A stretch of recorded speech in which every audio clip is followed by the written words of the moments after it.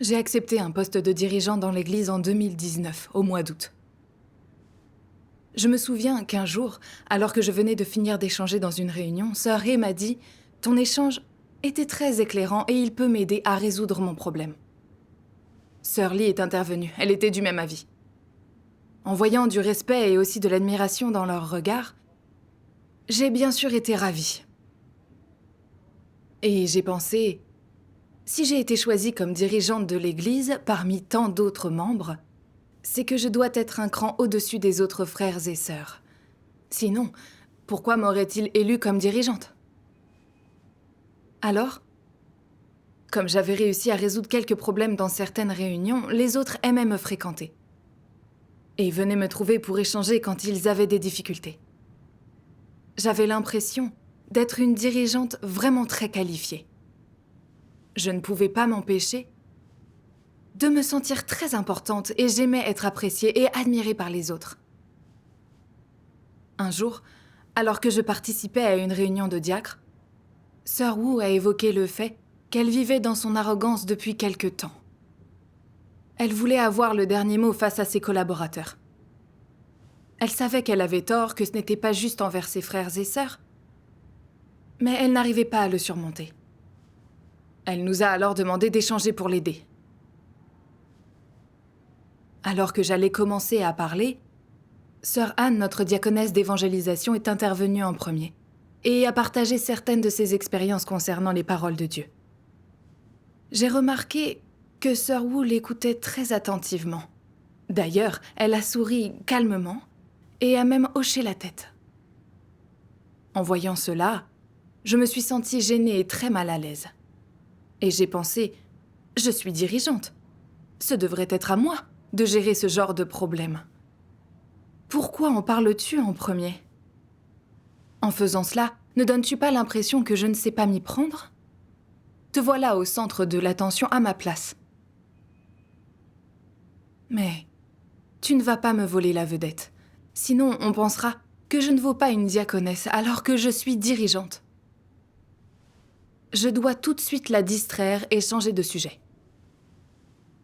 Du coup, sans me demander un instant si le problème de Sœur Wu avait été résolu, j'ai très vite pris la parole, juste après Sœur Anne, et je leur ai dit « Porter l'évangile et témoigner, voilà maintenant le travail de la maison de Dieu. Voyons le travail d'évangélisation. Notre objectif principal est de montrer aux autres qu'il faut partager l'évangile et porter un fardeau dans ce domaine. » Tout en parlant, j'ai observé attentivement l'expression de Sœur Wu.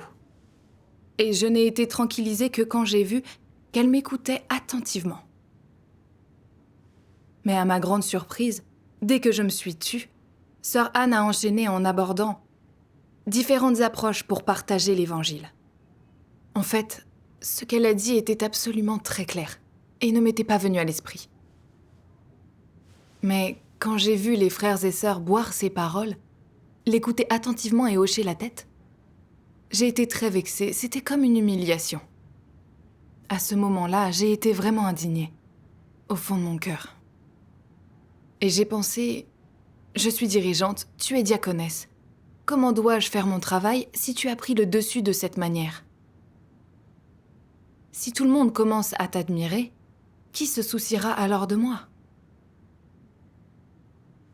Cette mauvaise pensée m'a incité à lui couper tout de suite la parole avec dureté, pour échanger moi-même avec les frères et sœurs. Ce moment a été très gênant pour moi. Dans l'après-midi, Sœur Wu a dit que dernièrement, il y avait trop peu de gens qui travaillaient à l'abreuvement. J'allais lui répondre, mais avant que je n'ouvre la bouche, Sœur Han a pris les devants et s'est mise à parler de son expérience en matière de manque de personnel, et s'est empressée de suggérer certaines approches. Alors j'ai vu que Sœur Wu recommençait à hocher la tête de temps en temps. Et j'ai été soudain très jalouse. J'ai pensé, c'est moi la dirigeante. Ce devrait être à moi d'échanger et d'organiser tout ce travail. Tu n'as pas besoin de le faire. Crois-tu que je ne sais pas comment échanger avec elle? Tu as l'air de te croire très compétente alors que tu ne fais que frimer. Sœur Anne m'a exaspérée. Elle en fait vraiment un peu trop. Et j'ai pensé, je devrais lui chercher des poux, pour qu'elle voie qu'elle n'est pas si douée que ça dans son travail.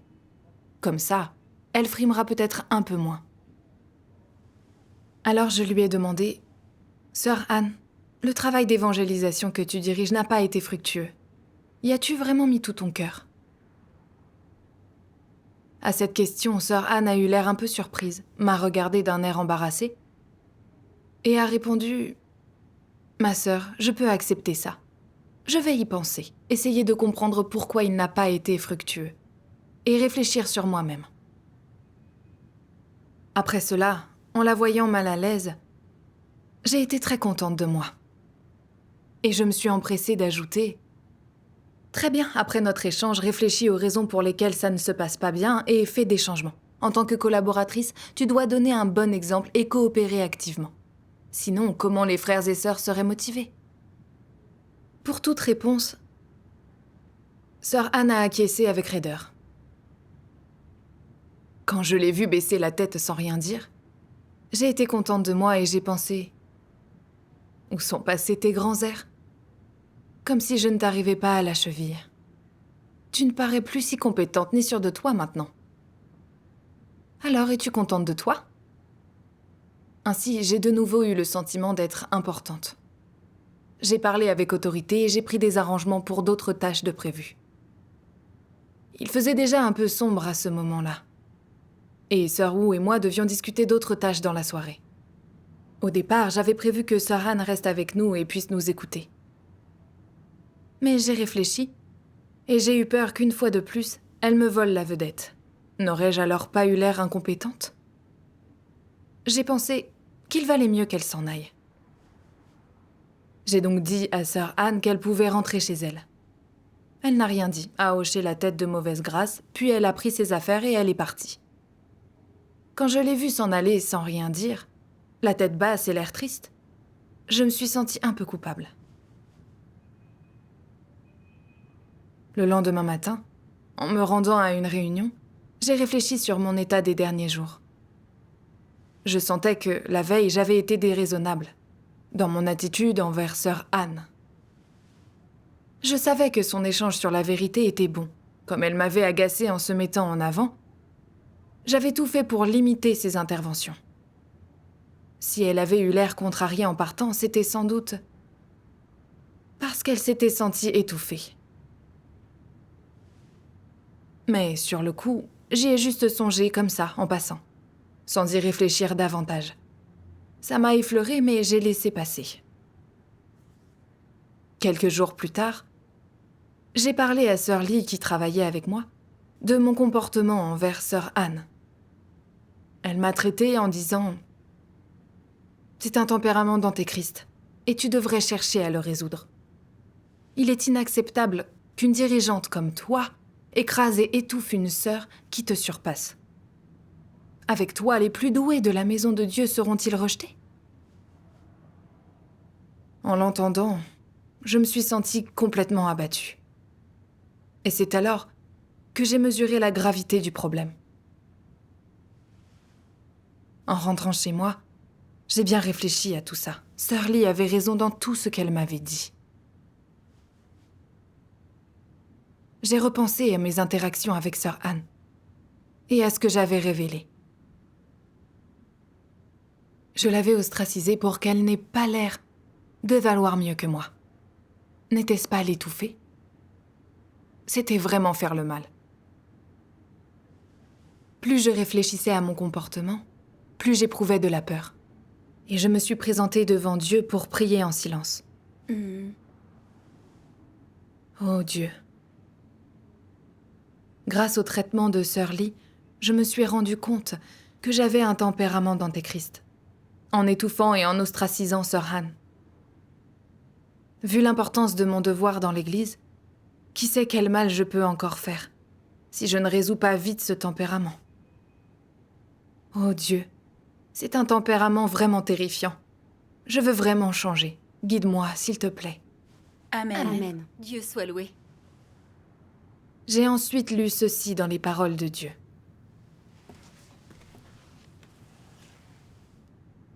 L'une des caractéristiques les plus évidentes de l'essence des antéchrists est le despotisme, la consolidation du pouvoir. Ils n'écoutent personne et prennent tout le monde de haut, ainsi que les dires et les faits de tous, leurs idées, leurs points de vue et leurs qualités. À leurs yeux, ils leur sont tous inférieurs. Il leur semble que ces gens-là sont indignes de participer à leurs projets, ni qualifiés pour être consultés ou pour faire des suggestions. C'est le tempérament d'un antéchrist. Certains disent que c'est être d'une mauvaise humanité. Comment cela pourrait-il être simplement une banale mauvaise humanité? C'est entièrement un tempérament satanique. Ce genre de tempérament est d'une extrême férocité. Pourquoi dis-je que leur tempérament est d'une extrême férocité? Les antéchrists considèrent le travail de la maison de Dieu et les intérêts de l'Église comme étant leur propriété personnelle, entièrement à eux, entièrement gérée par eux. Et donc, ils ne pensent qu'à leur propre intérêt, leur propre statut et leur prestige quand ils accomplissent le travail de la maison de Dieu. Ils rejettent tous ceux qui, à leurs yeux, menacent leur statut et leur réputation. Ils les répriment et les ostracisent. Ils excluent et répriment même ceux qui sont utiles à l'Église et qui peuvent accomplir certaines tâches spécifiques. Ils n'en tiennent pas le moindre compte. Ils ne tiennent pas non plus le moindre compte du travail au sein de l'Église, encore moins des intérêts de la maison de Dieu. Si quelqu'un représente une menace pour leur statut, ne se soumet pas à eux, ne leur prête pas attention, alors ils l'excluent et le maintiennent à distance. Ils ne lui permettent pas de coopérer avec eux et surtout ne le laissent jouer aucun rôle important, ni avoir la moindre utilité significative au sein de leur sphère d'influence. Quel que soit le mérite des actions de cette personne, ou l'importance de ce qu'elle a fait pour la maison de Dieu, les antéchrists le cachent, le minimisent, n'en laissent rien apparaître aux yeux des autres, frères et sœurs, et le passent sous silence. En fait, certaines de ces personnes ont une compétence particulière, et d'autres ont juste un léger défaut. Globalement, elles sont à même d'accomplir un devoir et sont en accord avec les principes qui s'appliquent à ceux qui accomplissent un devoir. Mais aux yeux des antéchrists, ils pensent « En aucun cas je ne vais tolérer ça. Tu veux jouer un rôle dans mon domaine? Rivaliser avec moi?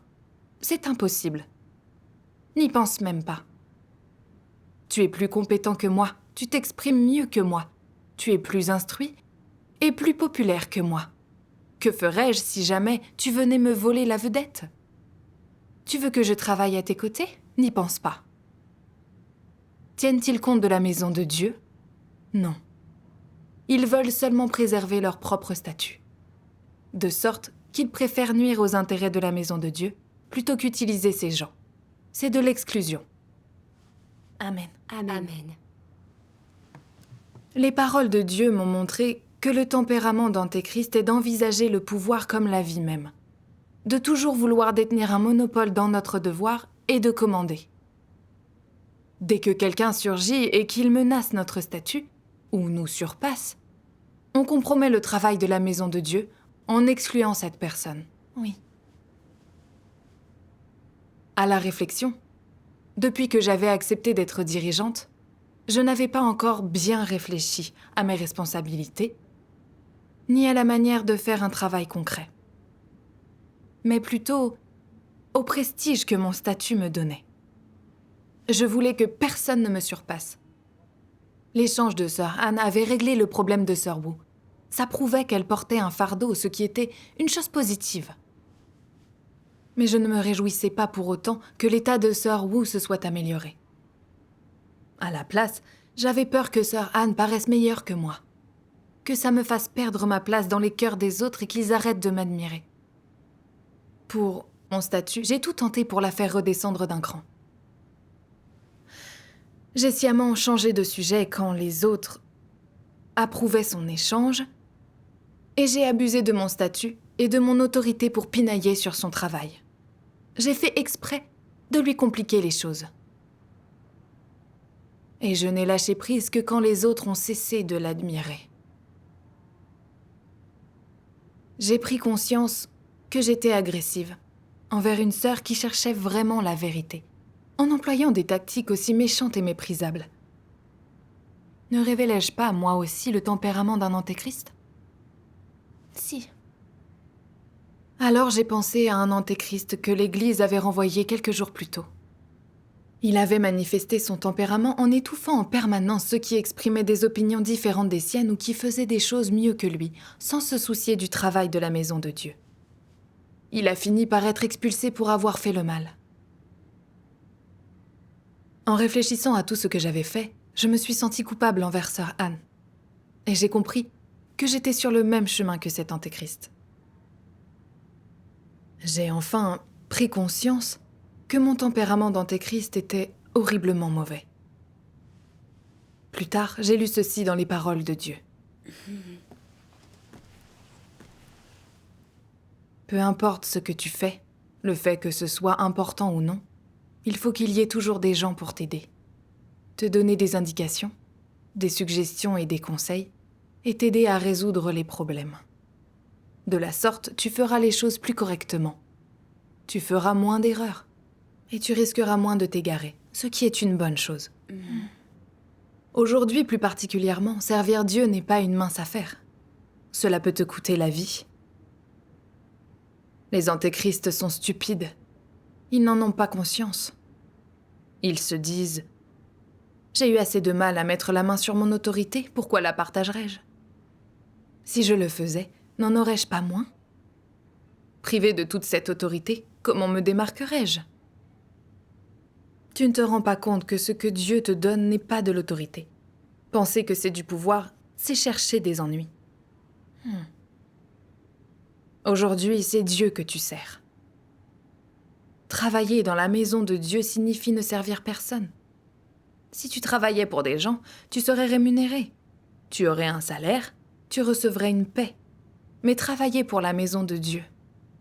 Bien sûr, dire que tu fais des choses pour Dieu est un peu inexact. C'est aller trop loin, c'est exagéré. Travailler dans la maison de Dieu signifie accepter une commission, accepter une responsabilité sacrée.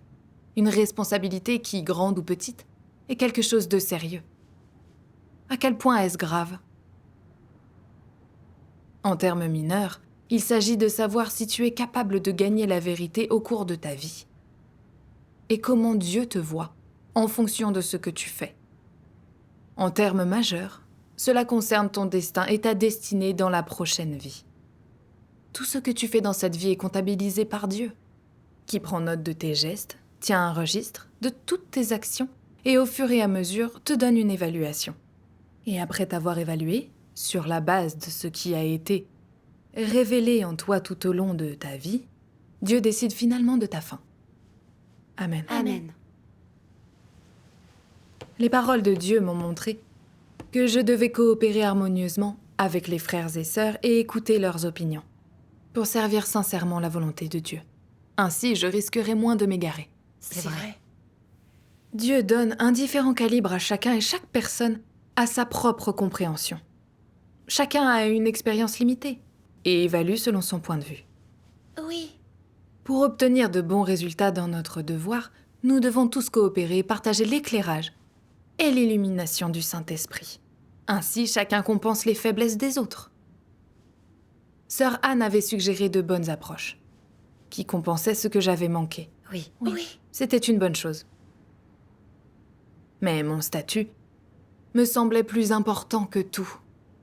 Alors j'avais voulu frimer pour que les autres me respectent et m'admirent. Quand je voyais quelqu'un exprimer une opinion différente des miennes ou me surpasser, je m'efforçais tout de suite de l'exclure et de l'étouffer, jusqu'à ce que tout le monde soit intimidé par mon autorité. En me comportant ainsi, j'étais gouvernée par des poisons de Satan, comme je suis mon propre Seigneur à travers le ciel et la terre et une montagne ne peut pas contenir 2 tigres. Non. Je me moquais de la qualité de la réunion que j'avais avec les autres, et du fait que les problèmes des frères et sœurs soient résolus ou non. Je ne me suis même pas demandé si je nuisais au travail de la maison de Dieu et je ne me suis pas demandé non plus si sœur Anne se sentait étouffée ou blessée. J'ai enfin compris à quel point il était mauvais et méprisable que je vive par ces poisons sataniques. Je servais comme dirigeante, mais j'échouais à amener les frères et sœurs devant Dieu. Je ne les aidais pas à approfondir leur compréhension de Dieu. Au lieu de les aider en tant que dirigeante, je voulais profiter de mon devoir pour les contrôler. N'était-ce pas arracher son peuple à Dieu ? Si. Le tempérament de Dieu ne tolère aucune offense. Je savais que si je restais sur le chemin des antéchrists et ne me repentais pas, je finirais sûrement par offenser le tempérament de Dieu et être éliminée. Oui.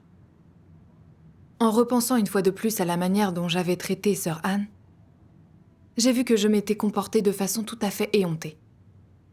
J'ai compris que mon tempérament était très malveillant et sans humanité. À ce stade, j'ai été écœurée et je me suis méprisée. J'ai voulu trouver un chemin de pratique pour résoudre mon tempérament satanique le plus vite possible. Plus tard, j'ai regardé une vidéo de lecture des paroles de Dieu, que j'aimerais vous montrer. Avec joie. Dieu Tout-Puissant dit : il y a un principe aux actions de Dieu. Il est protecteur envers les gens, attentionné envers eux. Il les aime et souhaite le meilleur pour eux. Telles sont la source et l'intention originelle derrière tout ce que Dieu fait. Satan, quant à lui, s'exhibe, impose des choses aux gens, puis fait qu'ils l'adorent. Les gens sont dupés et avilis par lui, et petit à petit, ils deviennent des diables vivants. Satan ne souhaite pas le meilleur pour les gens. Il ne se soucie pas de savoir s'ils vivent ou meurent. Il ne pense qu'à lui-même, à son propre profit et à sa propre satisfaction. Il n'a ni amour ni compassion, encore moins de tolérance ou de compréhension. Seul Dieu a ces choses. Dieu a énormément œuvré en l'homme. L'a-t-il jamais divulgué à qui que ce soit ? Non. Dieu est humble et caché, et Satan s'exhibe. N'y a-t-il pas une différence ? Satan pourrait-il être décrit comme humble ? À en juger par sa nature et son essence perverse, c'est un déchet sans valeur. Il serait extraordinaire que Satan ne se montre pas. Comment Satan pourrait-il être appelé humble ? L'humilité est ce qui qualifie Dieu. L'identité, l'essence et le tempérament de Dieu sont nobles et honorables, mais ils ne se montrent jamais. Dieu est humble et caché. Il ne laisse pas les gens voir ce qu'il a fait, mais à mesure qu'il œuvre dans une telle obscurité, l'humanité est sans cesse pourvue, nourrie et guidée, et tout cela est arrangé par Dieu. N'est-ce pas par dissimulation et humilité que Dieu ne divulgue jamais ces choses, ne les mentionne jamais ? Dieu est humble précisément parce qu'il est capable de faire ces choses, mais ne les mentionne ni ne les divulgue jamais, et n'en discute pas avec les gens. De quel droit peux-tu parler d'humilité quand tu es incapable de telles choses ? Tu n'as accompli aucune de ces choses et cependant tu persistes à t'en attribuer le mérite.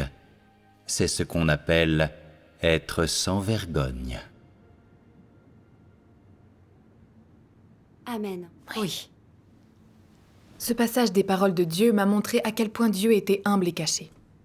Il est le Créateur. Il accomplit sans cesse son œuvre. Il guide l'humanité et nous fournit ce qu'il nous faut, sans jamais se présenter à nous comme Dieu ou se donner de l'importance. Surtout, il n'exige pas que tout le monde l'admire. Il exprime juste tranquillement et discrètement la vérité, œuvrant pour sauver l'humanité. L'essence de Dieu est si aimable et si bonne. Amen. Amen. Or, je voulais frimer partout où j'allais. Dès que je suis devenue dirigeante, je me suis mise sur un piédestal dont je ne suis plus descendue. Je n'écoutais plus du tout les idées des autres, et je ne laissais jamais personne me surpasser. Quelle arrogance de ma part. J'étais dirigeante, mais au lieu d'aider les autres à résoudre leurs problèmes, j'ostracisais, j'étouffais ceux qui cherchaient la vérité. Non seulement j'exigeais par tous les moyens qu'ils m'adorent et m'admirent, mais je les privais également de toute édification et de tout bienfait. J'ai finalement compris que je n'avais aucune honte, que je n'avais ni conscience ni raison et que mon caractère était méprisable. Dès que j'en ai pris conscience, je me suis vite empressée de me présenter devant Dieu pour prier. Ô Dieu, merci d'avoir arrangé un environnement pour exposer mon tempérament d'antéchrist, afin que je me connaisse, que je voie ce que je suis vraiment et le mauvais chemin que je prenais. Ô Dieu, je veux me repentir devant toi, prendre ma juste place et faire mon devoir comme je le dois. J'espère que tu me jugeras et me châtieras pour m'aider à me délivrer de mon tempérament corrompu. Amen. Ensuite, je suis allée voir tous les groupes pour leur parler des approches de sœur Anne. J'ai disséqué ouvertement avec tous la corruption que j'avais exprimée pendant longtemps, en rivalisant avec elle pour le statut ainsi que mon tempérament d'antéchrist. Mettre tout cela en pratique m'a calmée et je me suis sentie beaucoup plus apaisée. Dieu soit loué. Dieu soit loué. C'est merveilleux. Peu après, Dieu a arrangé une situation pour me mettre à l'épreuve. Un jour, j'étais avec quelques dirigeants de groupe, dont Sœur Yang qui était très extravertie. Dès le début, elle a été très énergique et à l'aise avec tous, et elle répondait activement aux questions des autres. Elle était au centre de l'attention en permanence.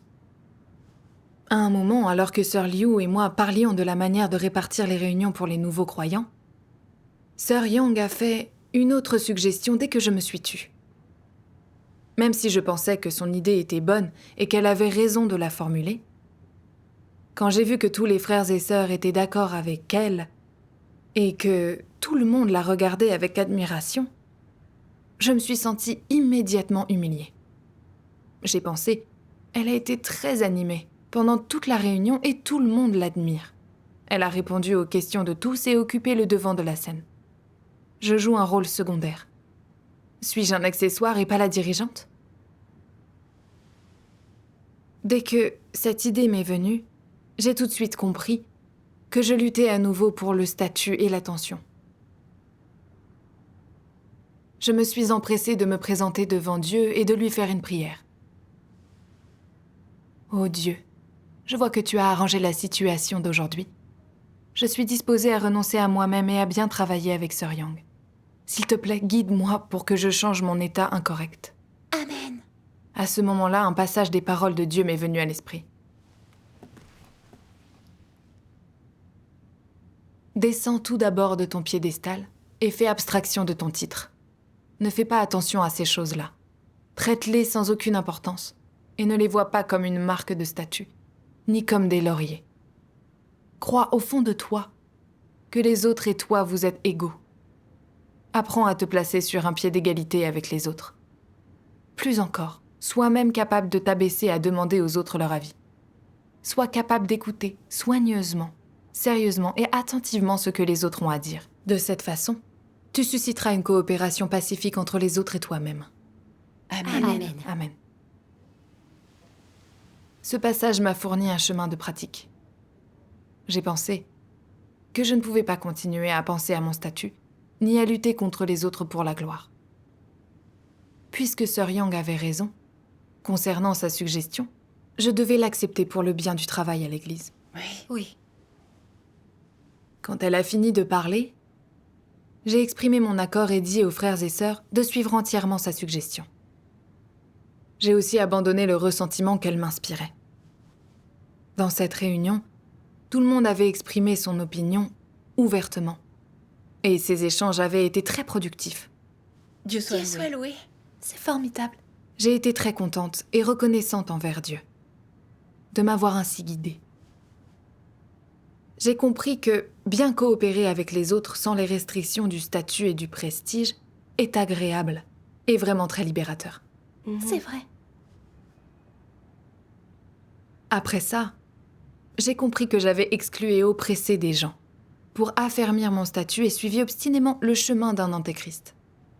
J'ai vu que j'étais contrôlée par mon tempérament satanique et que j'aurais pu m'égarer, faire le mal et résister à Dieu.